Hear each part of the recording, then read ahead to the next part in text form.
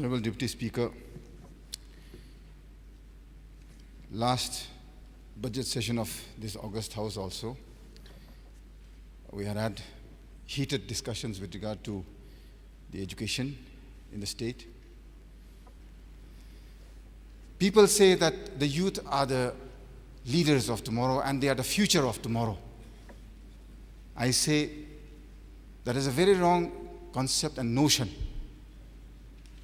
The future of tomorrow is created by our teachers.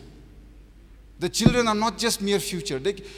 If this is the system and if our children are taught what is being taught teacherless in the government schools, let us imagine what is the future.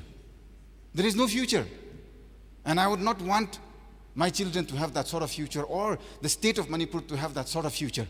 I think today all these problems that are besieging this state is because of this precise reason.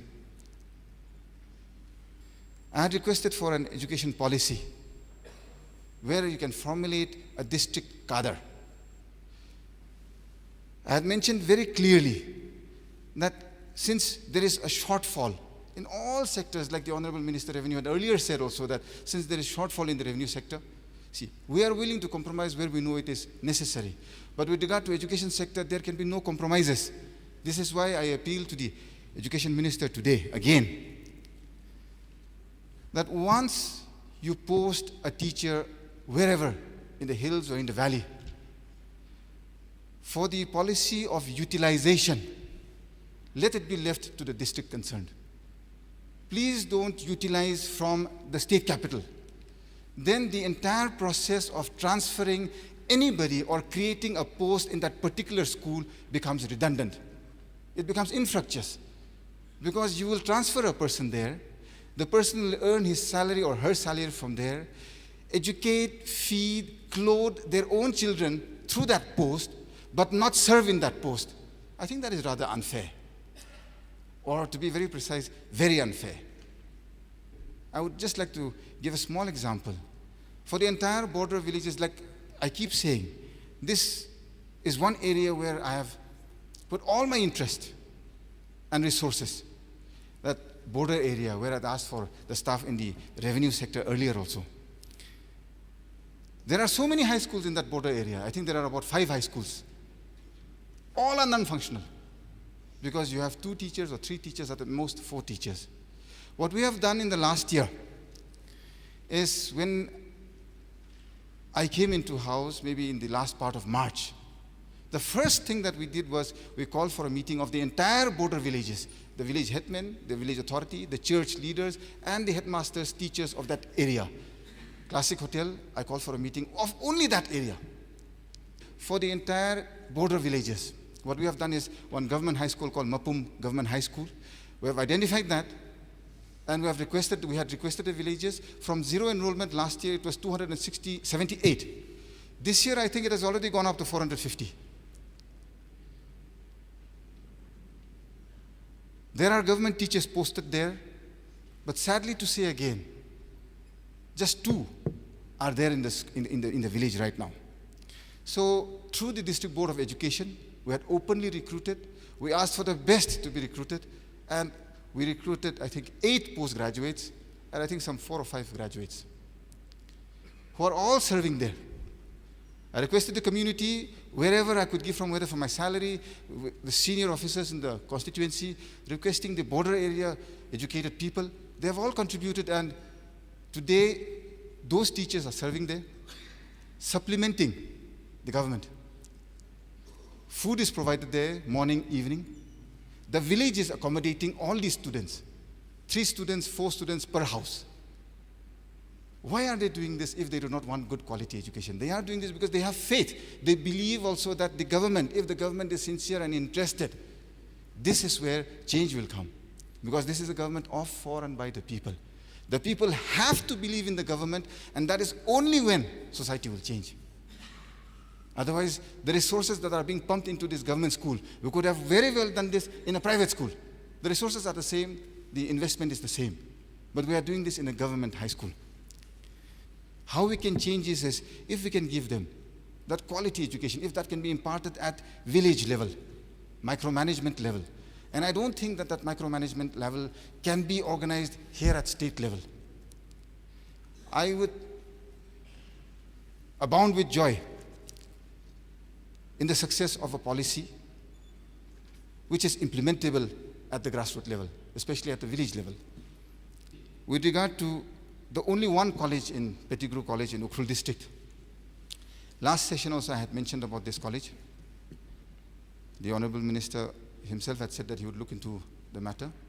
I think it's time, because the next semester most probably will start somewhere around May, around that time. And I think recruitment process is already over for a lot of teachers have been recruited, assistant professors have been recruited.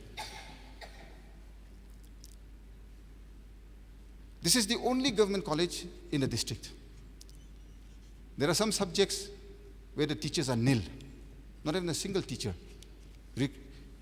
Enrollment of students are there, but no teachers. My first visit to that college, the students asked for a bus. There and then itself, I requested my people to provide a bus, and from the next day, a bus has been plying for that school, for that college, and maybe now 6-8 months has elapsed. After that, the student turn-up has been close to 100. They have been requesting again and again, I'm sure representations have been received by the Honorable Minister himself also, that at least the teachers for the prestigious single colleges in all the districts, at least that be provided. The basic streams, be it history, geography, political science, English, whatever, chemistry, whichever streams which are important, which are the regular streams that people study. At least those streams, the guidelines under the UGC, whatever is provided, at least those be fulfilled for every college in the hill districts.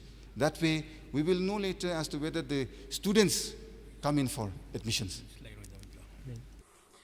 I'm sure I speak for the entire hill districts of the state when I do say that all schools have a lack of teachers. My village itself, I have not requested the Honorable Minister even for my own village, because I have been elected to represent 44 Ukhrul constituency, not my village.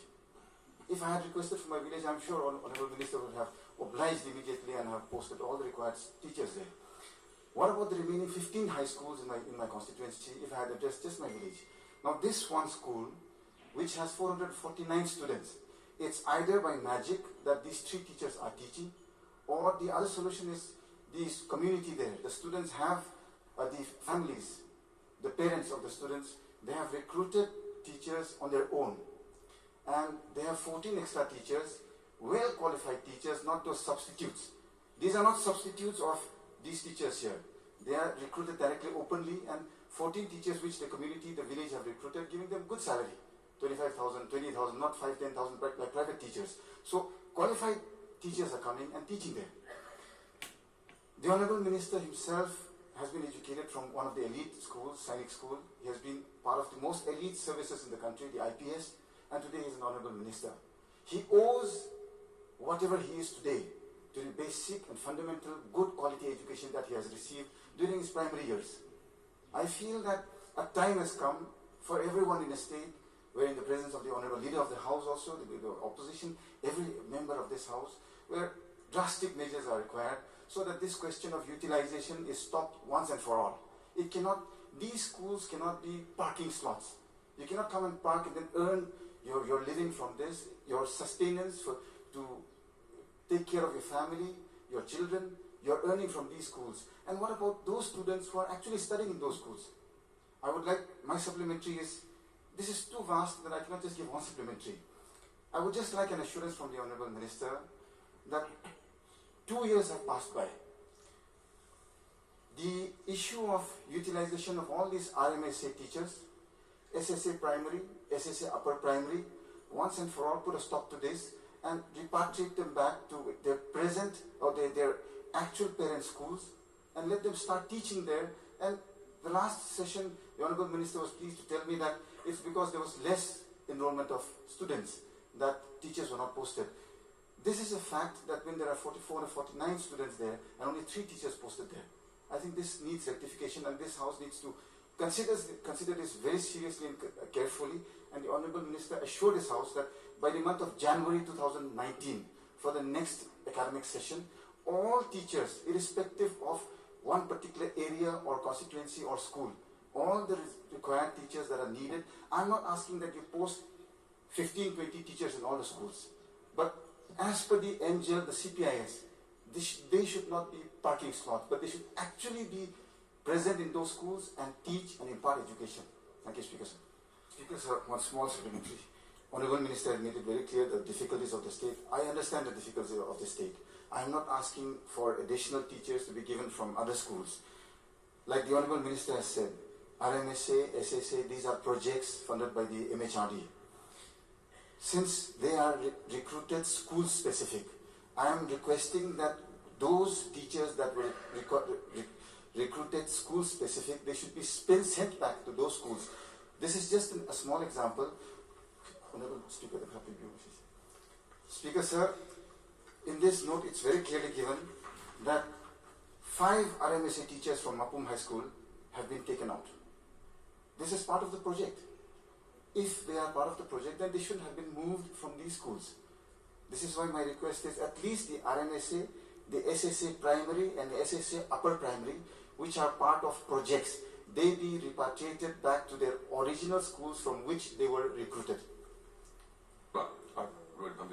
Speaker, sir, this school was not upgraded in 2017 or 18. This has been upgraded way back in 2012, 13, 14. It's because there were no teachers, that no students were there. How can the minister come here and say that there are no students, that this is not an pushing Mapum Ching? So it's my constituency. I know each and every single school by name. I don't want to get into this question of tu me. I know my facts. I am not charging anybody. I'm bringing out the facts and trying to give a solution to the problem. I am just saying that this is a high school which was upgraded under RMSA. Now when this is upgraded, as likewise, these teachers were posted there, recruited and posted. They were there for 1 year, and being in the extreme border, they all left on utilization. Now the problem here is, Honourable Leader of the House has brought about such a noble project in the state, Go to Hills, Go to Village. This Go to Village is not, this is take from village. This is not Go to Village. When you're taking all the teachers and utilizing elsewhere, and the Honourable Minister, he's being misguided by his department, or he doesn't know the facts. It's my constituency. There are only 4 high schools which are not RMSA, and my village is part of that.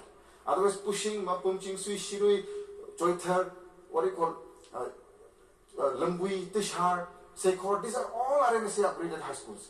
And there are no RMSA teachers there today. I did not bring every single school. If I could have questioned every school. I did not do that because I didn't want to get into the factor that every school is lacking. I didn't want to get into that and then embarrass somebody. I'm not here to do that. I'm just asking for a solution. That is why I'm saying it is not the enrollment of students. The students were not there because there were no teachers. All the teachers were utilized elsewhere, Honourable Minister. This I would like to place through my Honourable Speaker. Since the first day I attended this August House, my area of concern has always been education. The Honourable Minister and myself, we have sometimes got a little heated, but it's the passion that drives a person into saying things, trying to ensure that some few fundamental changes will take place with change of leadership. I cannot point fingers at a government which is just a fledgling state. So I have waited patiently for 2 years. The preamble of our constitution is very clear, sir. It says we the people. It's we the people. The people, we represent those people. The aspirations of those people can only change when the government sector schools are flourishing. I have gone from village to village, school to school, school by school, requesting the parents, the village authorities, asking them that this is a democracy, and in a democracy, if government institutions are honored and respected, and if government institutions are doing well, it means that democracy is flourishing. If today our schools are in a shambles, it means democracy has failed. This is what I've been telling the voters, the parents, the poor people, the rich people, everybody. Maybe the best schools in the nation, maybe one or two few exceptional schools are from the private sector, from like dear colleague Tamojo Kishan just mentioned, missionary schools, which brought about good quality education in the early stages of the building up of this nation. Why should it not be the people's schools, which are the schools belonging to the government? My first maiden speech in this house, which I addressed to the Honorable Minister, I requested him again and again, let us try and work best. At the end of this term, we will all stand up together that in your term, fundamental changes came about in the education sector in this state. Today I have raised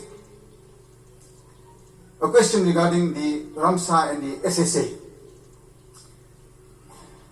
I think most teachers are on strike today, the Ramsa and SSA teachers. They're on strike because of non-payment of salaries. Sir, what would be wrong in me saying, why pay them at all, since they are not even serving where they are supposed to? The Honorable Minister himself in this August House has said, these are projects. You cannot divert projects. Targeted population is there with regard to projects. When you have initiated projects, DPRs are made, you take it to the Project Approval Board in the Ministry of Human Resource Development. And likewise, year after year, 2 schools, 4 schools, 5 schools have been upgraded along all these years since the start of the RTE. And today, most schools, irrespective of hill and valley, have been upgraded to either from SV school to primary school, upper primary school, and most state-run education department schools to high schools. Today, all those Ramsa and SSA schools, which were formulated with a target of reaching out to a population which have been deprived of primary, upper primary, and high school education, when they are appointed for a particular project and they are utilized elsewhere, a day after their appointment or 2 days after their appointment, this is a great loss for the state, my Speaker, sir. What would be the harm if the rights of those people, under which the state government had initiated and is still initiating for projects to be undertaken, that it reached those people? The Honorable Minister himself has said, the question of teacher-student ratio is 1:35. 35 is the higher benchmark. It's either 1:1. If there's just one student also in one class, there has to be one teacher. So it's 1:1 or maximum 1:35. Excuse me. These teachers that have been recruited for particular schools with regard to particular projects under Ramsa and SSA, it should be guaranteed before this House that he will definitely repatriate these people back to their projects or close down the projects. You close it down because the project has failed. If you are utilizing it elsewhere, it means the targeted population has not been reached. It means the project has failed. If the project has failed, it is better to close down the project. Secondly, Honorable Member from Nambol has mentioned earlier about the setting up of School Fagathanchi. Who would not want to encourage that? I would just like to bring the attention of the Honorable Minister to this. That was way back in 2012, I think, when the state government of Manipur introduced one model school per district. I wish that those one model schools per district were doing well. Those have totally failed. No teachers, no students, just one each per district. For Ukhrul, it is Raphei Model High School. These are specific schools which were identified by the State Education Department to be run as model schools per district, for the most downtrodden and for the most deprived. Today, all the schools are but yet to just shut down only. Why? The first step, I think, should have been to strengthen those model schools and show the public that yes, the government is serious and we will ensure in the next 2 years enrollment should reach 1,000, 2,000 students. That is how whatever facilities are already available, you should strengthen those. Instead of that, you're trying to bring in 60 schools. When in those days there were only 9 districts. In 9 districts there were only 9 schools. If those schools have failed, how do we expect 60 schools to actually do well? So my request is, the model schools, each district has one model school, strengthen those schools, send in all the required infrastructure for those one model schools, make sure that the people believe in the commitment of the government and ensure that this is to stay, not a one-time publicity affair. There are just 2 points. One, the Honourable Minister seems to forget that recruitment took place in the year 2016 for Ramsa Upper Primary SSA, and the results were declared in the month of January 2018, all during his time. This particular order here is very clear. This is on 18th of December 2019. Name and designation of the teacher is T.S. Moningwar Monchang, Maths Graduate Teacher, Ramsa. Employment number is this. Present place of posting, Khamanom High School. This is in my constituency. Place of utilization, Mantri Pantha Primary School. Where are you going to utilize the expertise of a maths graduate teacher in a primary school? Is he a fit minister to come here and speak like this, sir? Like I was saying, it's the same as asking the Honorable or the respected Chief Secretary to go and serve as SDO Lamphel. Can you do that? This is clearly a violation of the rules. If we do not follow the rules, then all these recruitment rules that he has given me just now, it's a thick thing. I had to read it last night, but I did it. I read it. The only difference is the grade pay. The grade pay defines your position. When you are a maths graduate teacher and you're going to use him to teach in primary school, it's okay. Sir, Honorable Minister Kumalaji, please. One last part, sir, please. Yeah. My constituency has 18 high schools. 16 don't have maths teachers. 16. Including my own village. There is no maths teacher. And you use the services of a specialized qualified maths teacher for a primary school? I represent a population of about more than 1 lakh. It's a huge population. It may be a collective, but the Honourable Chief Minister is a leader among equals. The buck stops with him. Responsibility is his when his ministers do not perform. All his ministers do not perform today. They have totally failed. They have failed the people. They have failed this state. The education sector is in total shambles. Look at the COVID. During the COVID, what has happened? A large section of areas where they have mobile connectivity, they are going ahead with online classes. Look at the interior hills. Nobody is studying. I had requested that it should be stopped. At least online classes should be stopped, because a particular section cannot have access to education and a large section not have access. Then what is the parity? Look at the disparity it will create in the generations to come. That is why I say it has failed. It is irreparable.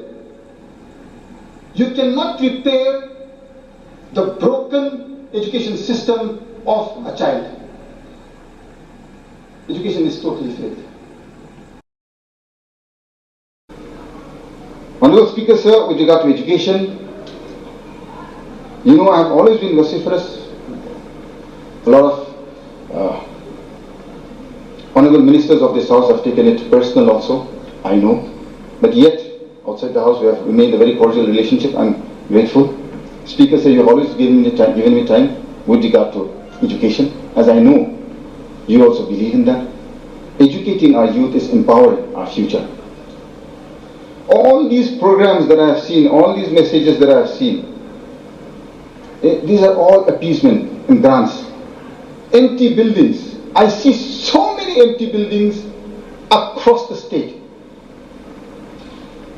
Honourable Speaker, sir, you come to the Polytechnic, you come to the ITI, you go in my district. Let us go to Simhat, Saipot, go anywhere. 80% of the structures are empty, with nothing functioning. We do not want empty buildings. We need for it to be used.